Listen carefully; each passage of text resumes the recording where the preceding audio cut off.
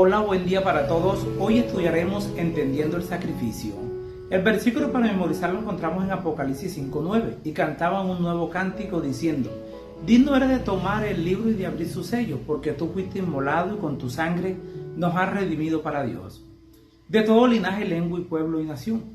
Cuando Jesús vino a él, Juan el Bautista declaró: este es el Cordero de Dios que quita el pecado del mundo. Juan 1:29. Esa era una reverencia inequívoca a los sacrificios que simbolizaban la muerte sustitutoria de Cristo en favor de la humanidad. El tema del sacrificio animal recorre toda la Biblia como un hilo escarlata y desempeña un papel central en la gran escena del trono de Dios de Apocalipsis 4 y 5.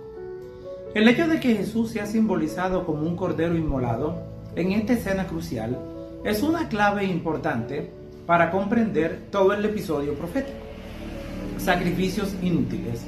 Se puede aprender mucho acerca de la perspectiva bíblica del sacrificio a la luz del rechazo que Dios hizo de los sacrificios que su pueblo le ofrecía. Salmo 51:17. Los sacrificios de Dios son el espíritu quebrantado. Al corazón contrito y humillado no despreciarás tú. Oh Dios, algo similar ocurrió cerca del comienzo de la historia de la salvación. Cuando el sacrificio de Abel fue aprobado y aceptado por Dios, a diferencia del de Caín, ese temprano episodio representa otra oportunidad de observar el contraste existente entre los sacrificios aceptables y los inaceptables. Génesis capítulo 4. En la época de Isaías, Israel cumplía con sus obligaciones y tildaba mentalmente las casillas de los deberes religiosos en un facilista y vano intento de apaciguar a Dios. Mientras que vivía a su antojo, sus sacrificios estaban como los de Caín. Anclados en el yo, no era una actitud de entrega y sumisión a Dios. Ese es el mismo espíritu de autosuficiencia que anima a los reinos de este mundo. Caín vivía a su antojo mientras ofrecía a Dios un ritual de forma realizado en sus propios términos. El de suponer que consideraba a Dios como un inconveniente, un obstáculo para seguir su propio camino, pero lo temía lo suficiente como para cumplir con sus obligaciones. Por el contrario, Abel ofreció un cordero, el sacrificio que Dios había pedido, el que representaba la promesa que Dios había hecho de un Mesías venidero y señalaba hacia el acto salvador de Cristo en el Calvario. Abel se aferró a los grandes principios de la redención. Se veía pecador y vio que el pecado y su pena de muerte se interponía entre su alma y la comunión con Dios. Trajo la víctima inmolada, la vida sacrificada, y así reconoció las demandas de la ley que había sido transgredida. En la sangre derramada contempló el sacrificio futuro, a Cristo muriendo en la cruz del Calvario, y al confiar en la expiación que iba a realizarse allí, obtuvo testimonio de que era justo y de que su ofrenda era aceptada. Sangre de toros y de machos cabríos. Algunos han criticado la idea del sacrificio como algo cruel e injusto. Sin embargo, ese es precisamente el punto. La muerte de Cristo fue cruel e injusta. El inocente murió en lugar de los culpables. Eso era lo necesario para resolver el problema del pecado. Y esa muerte, la de Cristo, era lo que señalaba todos los sacrificios crueles e injustos de animales inocentes. Los corderos y otros animales sacrificados eran meros símbolos que apuntaban hacia el sacrificio expiatorio del Cordero de Dios.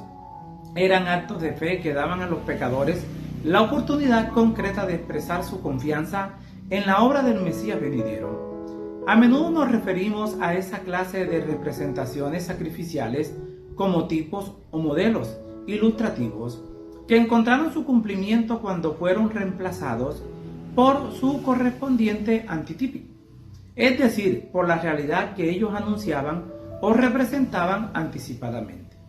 Algunos incluso han descrito esos sacrificios como mini profecías acerca de la muerte de Jesús en la cruz. Los animales sacrificados desempeñaban un papel importante, pero una vez realizado el verdadero sacrificio, el de Cristo en la cruz, dejaron de tener sentido. Algo que resultó evidente cuando el velo se separaba del lugar santo del lugar santísimo del santuario terrenal se rasgó al morir Jesús. Entonces el velo del templo se rasgó en dos desde arriba hacia abajo. Marcos 15:38. El sistema de sacrificios en templo y todo lo demás señalaban a la muerte de Jesús en la cruz. Una vez que Jesús cumplió su misión en la cruz y resucitó victorioso, los tipos o representaciones se volvieron innecesarios. Piensa en cuán grave es el pecado al punto de que solo la muerte de Jesús, el Verbo encarnado, podía expiarlo. El Cordero de la Pascua.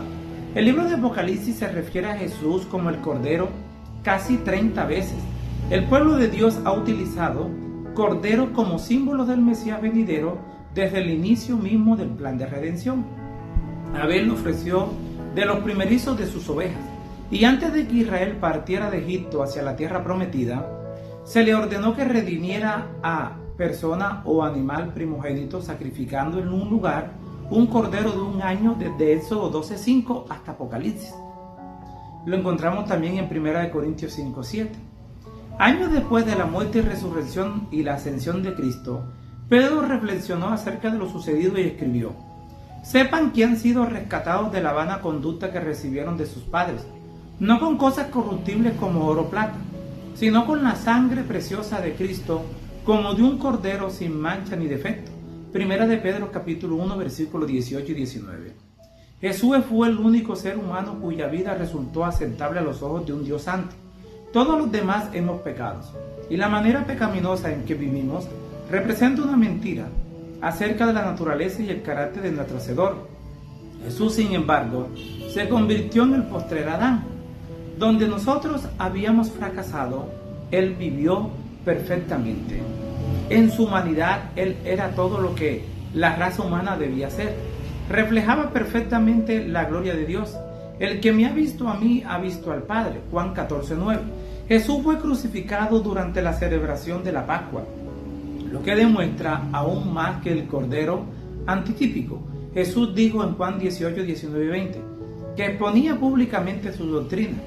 Paralelamente, los israelitas recibieron la orden de escoger un cordero para la Pascua y guardarlo o cuidarlo. Durante los días previos al sacrificio, cuando el sumo sacerdote interrogó a Jesús acerca de sus enseñanzas, el Señor hizo referencia al hecho de que él mismo había estado expuesto en el templo para que todo el mundo lo viera. Su vida, sus obras, sus enseñanzas, todos revelaban quién era realmente. Él es el Cordero sin mancha, la expresión más poderosa de la justicia y la gloria de Dios. Jesús en el templo. Hay tensión en toda la historia de la salvación. Dios desea restaurar la comunión que una vez disfrutamos con Él y anhela acercarse a nosotros. Pero llevar a los pecadores a su presencia los destruiría. Tú no eres un Dios que se complace en la maldad. El malo no habitará justo a ti, escribe David. Al mismo tiempo David también dice: pero yo, por la riqueza de tu constante amor, entraré en tu casa, con reverencia adoraré en tu santo templo. Mientras se construía el segundo templo, el profeta Ageo comunicó la asombrosa promesa de que el nuevo templo sería más glorioso que el anterior. ¿Qué significaba esa profecía? Cuando Salomón dedicó el primer templo, la gloria de Dios, que había acompañado a los hijos de Israel en su camino a Canaán, llenó el templo, por lo que los sacerdotes no pudieron permanecer allí para completar su labor. Cuando se dedicó el segundo templo, no estaba en el arca de la alianza que representaba el trono de Dios, pues Jeremías la había escondido. La presencia literal de Dios no llenó el templo esta vez. Fue desgarrador. ¿Cómo se haría realidad la promesa registrada por Ageo? Fue en el segundo templo donde Jesús, la encarnación de Dios, apareció en persona, en carne y hueso.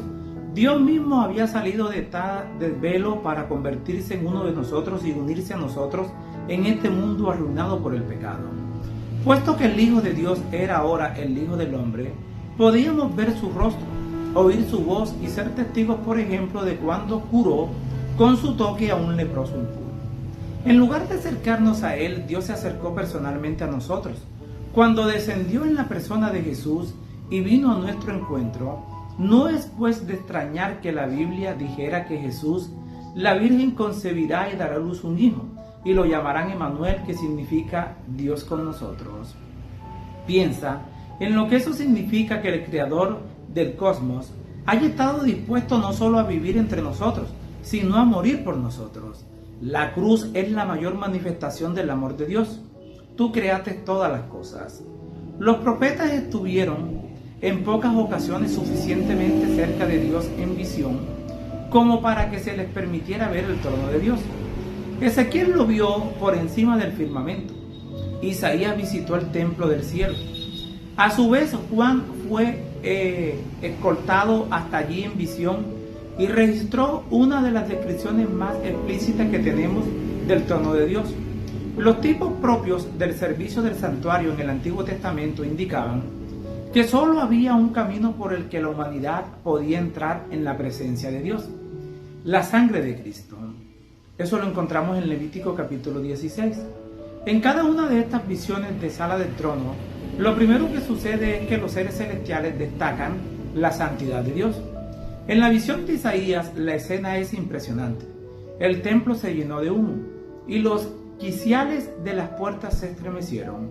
Mientras los serafines proclamaban la santidad de Dios, en la visión de Juan, los querubines hacen la misma declaración: Santo, Santo, Santo. Cada profeta presenció una deslumbrante escena acerca de la gloria de Dios. Se nos muestra luego la reacción del profeta ante la escena.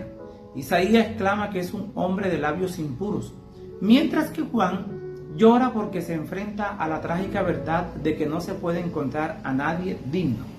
Cuando se nos presenta directamente la dignidad de Dios, empezamos por fin a comprender la situación humana. Somos totalmente indignos y necesitamos a Cristo como Redentor. Satanás ha lanzado muchas acusaciones contra Dios, argumentando que es arbitrario, egoísta y severo. Pero aún un breve momento en la sala del trono de Dios pone al descubierto las mentiras de Satanás al ver a Cristo como es en realidad, el Cordero que fue inmolado. Padre, tal cual es, cuán reconfortante es saber que al contemplar a Jesús descubrimos cómo es el Padre, pero la mayor revelación de cómo es el Padre se aprecia en la muerte de Jesús por nosotros en la cruz. La cruz, por lo tanto, debería mostrarnos dos cosas: que Dios nos ama al punto de sacrificarse por nosotros, y que nuestra condición como pecadores es tan grave y desesperada que solo mediante la cruz podemos ser salvados. Les habló Flavio Martínez. Que la paz de Dios les acompañe en este día.